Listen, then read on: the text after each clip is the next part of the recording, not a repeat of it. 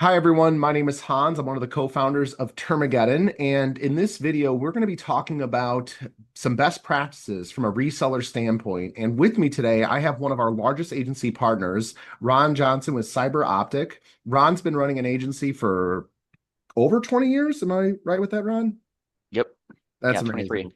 Yeah, and you have a massive amount of clients. My hat is off to you. When I was running my own agency, I was able to get to up to 125 clients, and you absolutely demolished those types of numbers. So congrats on all your success. I'm really excited to get into this interview today because you have been very successful with educating clients about policies, the importance of them, helping clients get Termageddon installed into their license, and you're one of our biggest resellers on our entire platform. So Ron, welcome to the interview. Awesome. Yeah, thank you so much, Hans. And yeah, I mean, obviously I've been in the agency space for a long time. Started off as just like a freelancer when I was still in middle school. So I was 13, 14, in 2002. Do the math. I'm not that old, but not that young either. Um, and so yeah, going on 23 years as of this past July for the agency. And again, it started off just a one-man operation. It's snowballed. So now we're at 29 team members. Um, And yeah, we're at about 700 websites right now.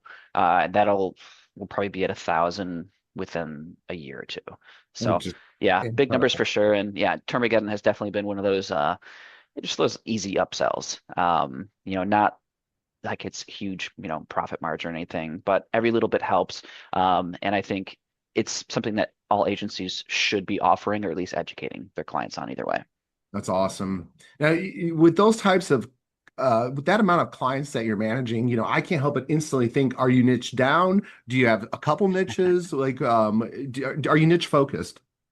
No, we're totally generalist. And so like definitely one of the things that has helped us grow so much is, well, first I like to think I'm pretty good at sales and marketing, but we also acquire a lot of smaller agencies. And so, when I look at the numbers and like, well, how do we get like, most of these clients? And I'd say at least half of them have come through acquisitions, basically people looking to retire, sell, all that fun stuff. So, and kind of like through that, like we've had to be generalist because when you're taking over other people's stuff, like okay, sure, maybe they're niche down, maybe they are just like a specific builder, the biggest thing with us though is that we are WordPress only. So if it's WordPress, we're basically happy to support you, assuming there's a good fit there. If you're not WordPress, well, we just can't help you, so we kind of stay in our little corner. That makes a lot of sense. I bought while running my agency, I bought an agency and it was extremely beneficial to my company. But then I ultimately needed to sell my agency and I sold my agency to an excellent shop, still friends with them, great people.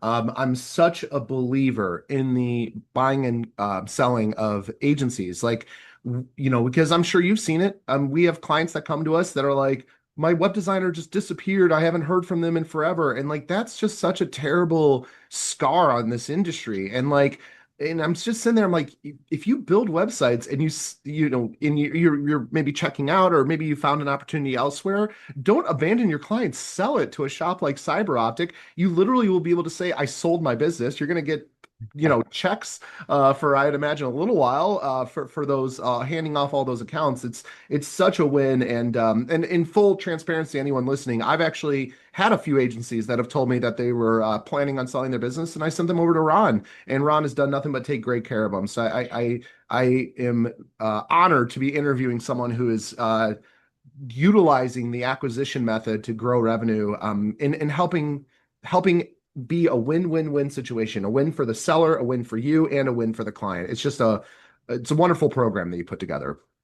Thank you so much. Yeah, and I think the biggest thing there is like, we hear all these horror stories, like all of us, whether you're whether you're in the industry now or not, like everyone has a horror story, either of, maybe on the client side, like, yeah, clients can be horrible, but also like more so like clients themselves have so much PTSD from Yeah. dealing with, fly-by-night agencies or freelancers or all that stuff. And I think, yeah, to your point, like the biggest thing is like, if you're going to be like checking out, like you're going to retire, you're switching careers or whatever it is, like, don't leave your clients hanging. First off, that's just a bad look for you and it's hurting the industry, obviously. But then second off, like you're not monetizing that exit, So like even if you get, I don't know, a couple bucks, a couple $100, a couple $1,000 a month or whatever, like why not? You're leaving some cash on the table for sure. So yeah. Absolutely. Yeah, that plus the mental set where you're not like sitting there being like, I abandoned all my customers. It's like I sold Yeah. my business. I did the final piece. Like, I mean, how great is it? Be like, yeah, I sold my business. I'm kind of doing this now. Like that's that alone is just so worth it. It's just such a win-win-win. It's great. Yeah, and even if like frankly, even if it's just like a really small book of business, like you can still say, "Hey, I sold my business. I sold my book of business, whatever." And like, okay, even if somebody like, if they're like, "Come on, that just sounds cool." Like it's not often people get to say that. Exactly. It's such a solid flex, and you're helping your clients. It's just such a win across the board. So, For oh, sure. that's So back great. to Termageddon though. Yeah, yeah, we got to do the whole like, case study. So okay, so let's get off with the basics, which is what initially got you motivated to start recommending Termageddon to clients. Yeah, so I like to think of myself a little bit as an early adopter. And so when I look at, having a larger base of clients, being able to upsell something to them is always a plus. Like you can only what's the adage? Just like it's easier to sell or upsell a current client than get new clients. And so like having that kind of upsell, cross-sell stuff in your back pocket is always helpful. And so I remember way back when in the admin bar, you guys were kind of, fresh on the block or whatever. Hmm. We had met up and locally learned about you guys.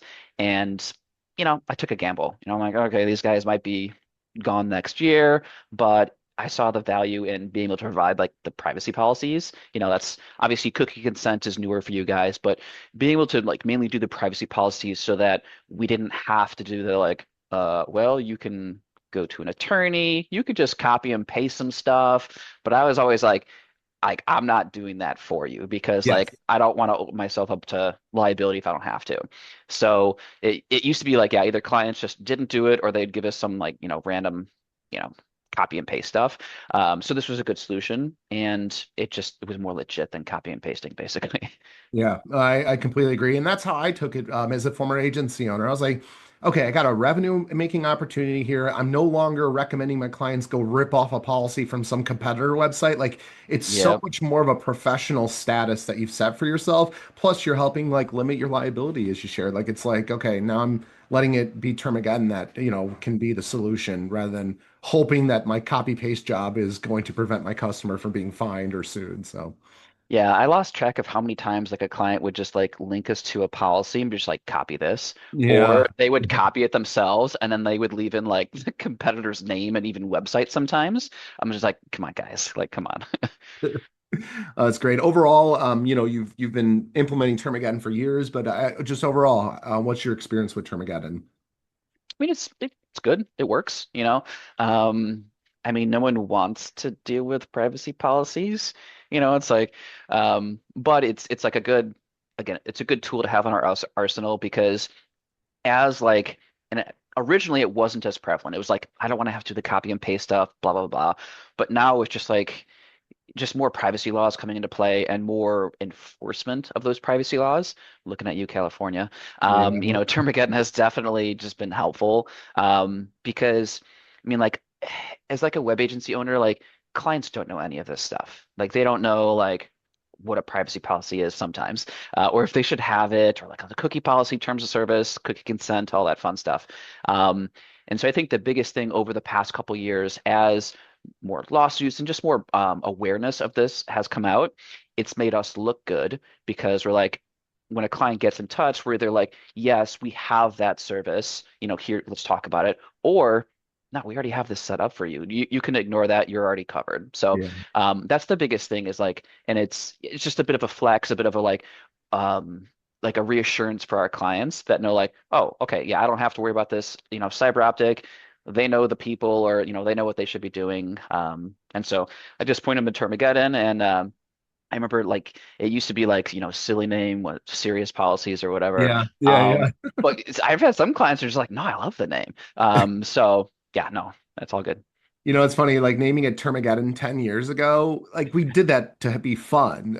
We were trying to be over the top. And yeah, you fast forward to the day, the day of this recording, the end of 2025, and now we are seeing these privacy regulations be put into action. Small business owners are being targeted, predatory. It's absolutely predatory. It boils my blood. I'm not going to get further into it, but yeah, it's like it's very real. And like, what do we as agency owners need to do? We need to educate clients about this stuff, let them know it's their responsibility, offer some solutions. Hopefully, Termageddon's one of them. And then move on. And I think that's a great plan. And I think that kind of leads me into my next section of questions, which is really just how you position Termageddon. So my question for you is, how do you introduce the idea of policies to clients? Yeah, so oh man, there's a few ways. So, I mean, definitely. So we have like an internal client newsletter. Obviously, if you don't have one as an agency, you should have one, just so that you can, even if you don't use it often, you can blast out messages when needed. So it started off just like, hey guys, this is this new partner that we have. We 100% suggest you to use them. You can go to direct or you can go through us, um, and just saying like, you know what, you don't know what this stuff is, but we're telling you as like the website experts that you've hired us for, like you should be doing this. So it was definitely a bit of a like a slower um, like a slower burn initially because Hmm. people are like, oh, I've never had one, or the one that I've had, I've never had any issues, and blah blah blah blah. And I'm like, that's fine. Like I'm not gonna force you. Like so we don't force our clients to use Termageddon or any of that. If they don't want to do it, then I just say like, okay, I'm advising you should, but that's on you now. Um, and it's definitely where we've seen like the most uptick in clients using it is when they redo their website. Because that's what just when they're like in that mindset of like, okay, I'm going to sit down and focus on this, figure out what we should be doing and all this stuff. So like in our proposals, obviously we've got different packages, hosting and care, all that stuff. And under um, what do we call it? Compliance. We offer ADA compliance and then Hmm. also Termageddon. So we Got don't it. call it Termageddon in there, but we call it like privacy and cookie consent policies or something like Hmm. that. Hmm. And so, obviously it's a small line item. It's not a big dollar item, but that at least has been the most helpful with starting the conversation. Like, oh, what is this? Do I need that? And so like in our proposal software, like I'll auto check that by default because again, I tell all of our clients they should be using it. And so when we're reviewing the proposal or when they sign it, like if they don't check it, like it's fine. Like I don't, we'll talk about it again. But if they do check it, well, then at least I've got their buy-in up front. Or at least they're at least seeing that they should be doing it.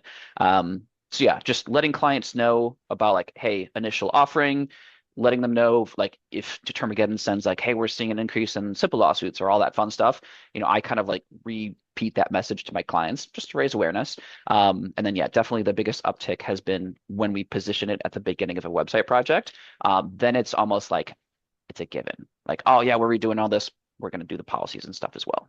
That's great. Yeah, I love those little touches of like, hey, just a heads up, like SIPA is becoming a really big deal, and being able to use that in the newsletter. That's actually pretty unique. Utilizing a newsletter for that type of purpose. Excellent. I wish more agencies would do it, myself included. I was like, oh, I'm gonna send a newsletter, and then I never did. And so I think it's awesome that you're actually leveraging that as a tool to spread education and awareness, not just for term again, but or policies, but just I'd imagine for other purposes too. Oh yeah, for sure. Awesome. Now, um, do you have in your contracts any educational material for your audience or for your customers, just like, hey, we're not responsible for your policies or anything like that? Um, it's a good question. I mean, there's like standard like warranties, disclaimers, that type of stuff. Got it. Um, I don't think there's anything specific to like privacy policies and that kind of stuff. Um, but we're pretty straightforward, like, hey, this is the service we recommend. And if they're like, we don't want to do that, I'm like, okay, well, you've got two other options. You can either hire an attorney and spend, thousands of dollars or whatever, or just send us a policy. We'll Yeah. use it, but you're the one providing it. So like we'll just literally copy and paste it. But yeah, I don't think we have anything in our specific contracts about like if you don't um, use the service, but that's just covered by like, yeah, general disclaimer, warranty, Makes sense. stuff. There's nothing in your contracts that are saying, I guarantee you're going to be compliant with all laws, though. Nothing That like that that. that I did recently check, and that no, that is silly. Like, Yes. the biggest part of anything, whether it's, I mean, business life, whatever, is like you just want to decrease your liability. You know, 'cause it's a crazy world we live in, and you never want to overpromise. Like I'm a big mindset of I underpromise, overdeliver. Like that's just how I work in terms of personal business, all that fun stuff. And so, yeah, definitely like no one's contract or agreement should ever say like we guarantee really anything, because I mean whether it's, people make mistakes and, laws are always changing, whether it's privacy or whatever the next thing is. So yeah, definitely we don't guarantee any of that stuff. Just Happy to we hear can't. it. Yeah. Happy to hear it. And the reason why I was saying that is because there are contracts that we've seen agencies have their clients sign, and it's just jaw-dropping. The stuff they're like, "Oh, I just grabbed this online. I didn't realize it would you sign me up for being responsible for being now the one responsible for the website owner's compliance with legal obligations." And it's not just privacy. It's not terms. It's not Hmm. Termageddon. It's every aspect of the website. Websites are regulated and so anyone listening, who has contracts, you should have contracts first and foremost, but second, double check that contract and make sure there's nothing in there, and that's whether you recommend term again or not. That's a general piece of advice I have as a former agency owner as well. Yeah, and same thing like in terms of those guarantees and stuff, your website will comply with all laws and blah blah blah.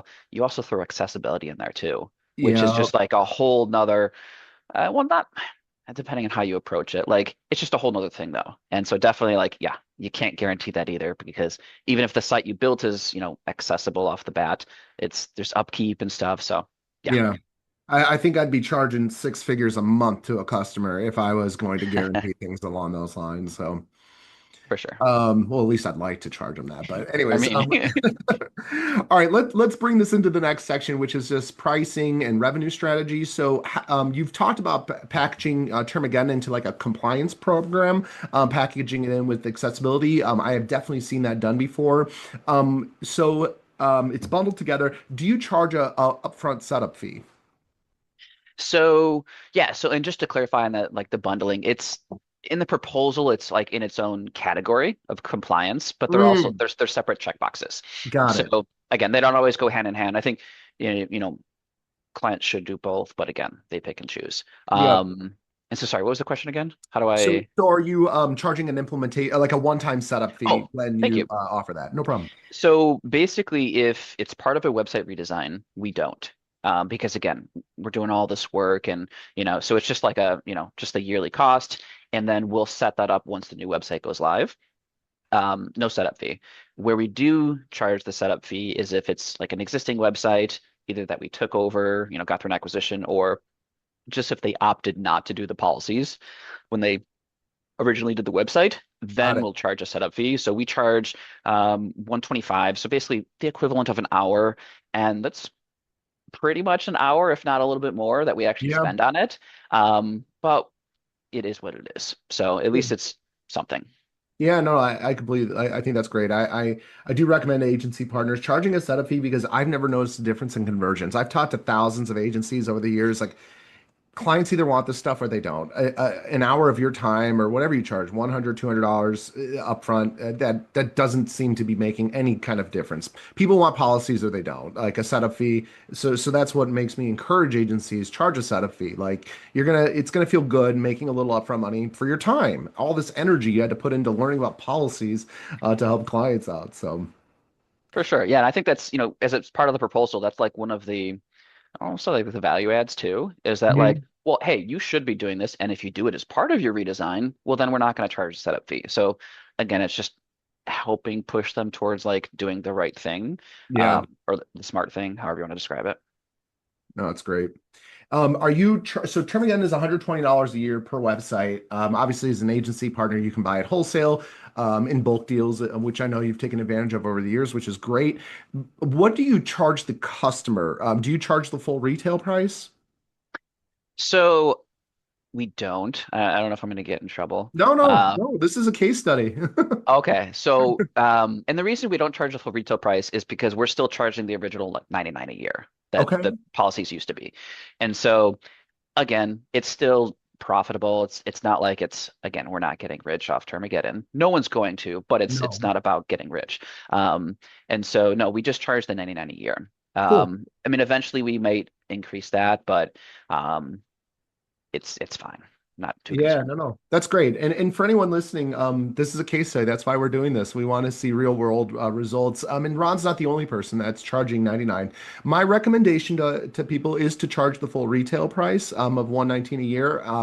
And if you are currently charging 99 and you do decide to do a price change, I would anticipate, unless you have really bad relationships with your clients, like you will likely not see many cancellations, if at all. At least that was our experience when we did change our pricing from 99 to 119.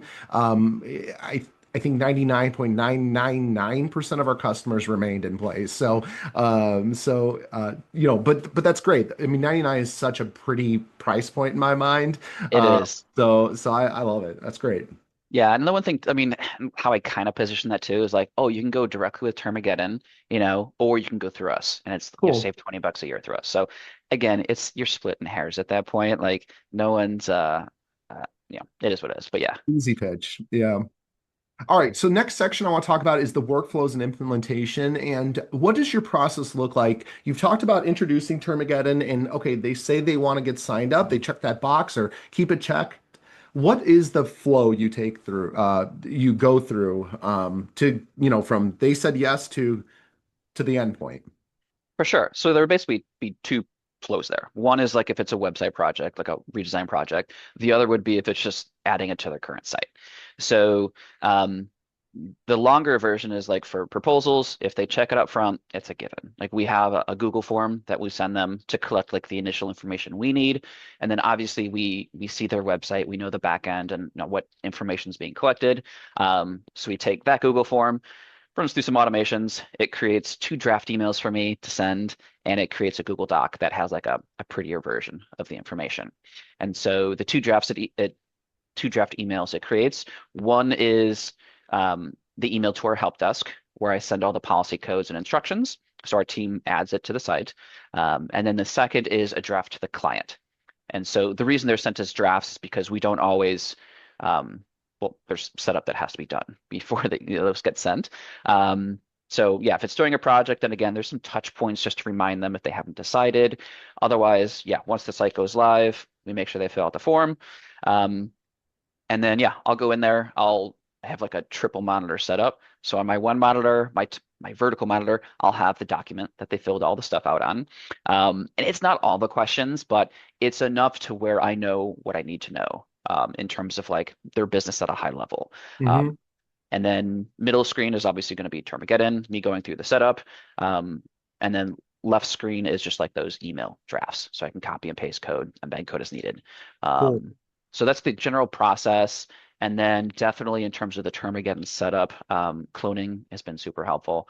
I forget if you guys always had that, but definitely when that was added, if it wasn't originally, it's been super helpful because Awesome. again, I handle all of our policy setup for now. And so like I'll know, like, for example, if it's a nonprofit client, well, I'll go to an existing nonprofit client that I've set up and I'll just clone that so that I'm not starting from scratch. Um, it just makes things quicker because I'll still review each question and make sure things are lined up, but I'm not having to click as much because again, there's a lot of continuity there. Yeah. And yeah, you can't just copy and paste or clone and deploy. You do need to customize it for each client and each website, each business. But yeah, the process has been pretty smooth. And do you that's a great insights. Do you share the license with the client? Yes. Yeah. So and I missed that part. So when I set up, they fill out the form, I get the document, I set up the Termageddon policy, and then those two drafts that I send, one is again going to our internal help desk to actually add the policies to the website, set up the quick consent functionality through the plugin. And then the second email is to the client. So I've got this like it's just like a spiel like, hey, here's what's going to happen. We're going to have the policies added within a couple days. I've invited you to the license. Please accept it and just do like a walkthrough of what I inputted for you, because you are going to know more than I know. And again, generally clients are just like, looks good. I had one client yesterday that actually like gave me the most in-depth feedback, and I was like, this is actually really helpful. I'm glad you guys, were paying us close to attention. So yeah, definitely I share the policies because once the policies go live, like we're not like maintaining that, like I don't Hmm. know what's going on in their business.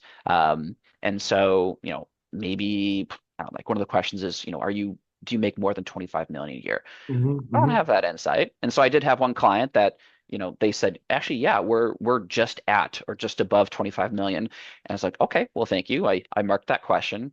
And then it required like a few more, stuff, pages that they had to set up on their website. So I'm like, okay, cool. Yeah, and that's so yeah, definitely share it with the client, have them do a walkthrough. And if they don't know, I always say like, don't change something if you don't know it. The most common issue I've seen with clients is they're like, well, we don't collect any information on our website. Yeah. And Yep. then I go in there and they're like, and it's like, what states do you do business in? And it's maybe sure they're just in Illinois and that's fine. But what states do you collect, data from? And they're like, Yeah. none, or just Yeah. Illinois. I'm like, no, no, no, no, that's not how this works. So I'd say that's the biggest thing. And I should probably add that to our email template just to tell people. Um, It's so common. but Yeah. yeah, yeah. Yeah. No, I love that you're sharing the license access. That really helps ensure the client understands, ultimately it lands on you to review this stuff, make sure it accurately reflects your business. But I'm also a realist, which is that, I mean, Ron just gave an example where clients will go into the questionnaire and change saying, we don't collect any data from anyone. And it's like, oh man, we have to go back to step one. Like, websites collect data through contact forms. They collect data behind the scenes for analytics and security. Name is All right. data. If you're collecting a name or an email address, that's data. So, but that shouldn't negate not sharing it with the license because ultimately it needs to land on the client to be responsible, not the agency. And so I love the program you put together because it ensures that the final step is for them to review. Now, will every client do the due diligence of that client you just shared? Probably not, but ensuring that they have the keys to the castle at the end of the day is such an essential step, while still being able to kind of guide them. It's one of my favorite lines as an agency owner. You can bring a horse to water, you can't force it to drink, and that's kind of my Uh, mindset here too. I know a similar saying, but it's not PG, It's but not similar to horses in case water. study appropriate. No, if anyone wants to know, they can message me and I'll tell. There It's you pretty go. funny. There you go. I think the biggest thing there too is with sharing it with the client is that as new privacy laws come in play, like you guys at Termageddon send out notices. Like, hey, there's these new questions that you have to answer so that we can update your stuff. And so obviously you've got like, bulk update tools and which have been really helpful. And that's like a value add that we provide to our clients. But it's also good because, when a client's like, oh, do I ever have to do anything with this? And I just say like, Termageddon will email you if so. Like if they'll auto update stuff if they can, but if they can't, if there's a new question because new privacy laws are coming into play, doesn't matter where you are, it matters where the end user is. I've got my whole spiel. I was just like, yeah, Termageddon will email you. So just pay attention to those. Awesome. Now you got hundreds and hundreds of customers using Termageddon. I don't need to know the actual figures because that would be inappropriate. But I just want to ask, how do you collect on payments? So is this like an automated billing thing that you've set up? Um, so I think we're a bit old school in terms of our billing. So we use WHMCS, which if you've been in the industry for a while, it's basically a hosting billing platform. Um, it's fine. We're so ingrained that we don't have a need to switch. But billing, the initial setup is manual. So obviously all of our clients are going there. I place a new order. It automatically charges them the 125 setup plus 99 for the initial year of the license. It'll send them an invoice. If we've got a card on file, it'll auto charge them. If they're ACH or check or something, then it'll just send them an invoice to be paid. But so Cool. it's somewhat automated if they're with credit card. Otherwise, Yeah, it's is what it is. manual. Got it. Cool. Any success stories where Termageddon had you looking good in front of a client? Um, I think it's mainly like, because again, as much as we preach, well, I don't want to say preach, but try to educate, about privacy stuff and specifically like, the SIPA ambulance chaser Hmm. lawsuits coming out of Cali. Um, it's it's made us look good because either A, clients come to us and they're like, does this pertain to us? And I'm like, yes. And then my initial thing is like either boom, we've got you covered because you're already using, the Termageddon service. It's following, what you should be doing. Or the next option is, well, no, you're not, but here's what we can do and how we can, help you out. So I'd say that's the biggest thing, Cool. because like your client doesn't want to hear, again, you're the website expert or, your client doesn't want to hear like, I don't know, when it's something pertaining to the website. So yeah, just having that in your back pocket. And even if you have to definitely Termageddon's support has been really helpful. You, Donata, the rest of the team, just emailing in questions.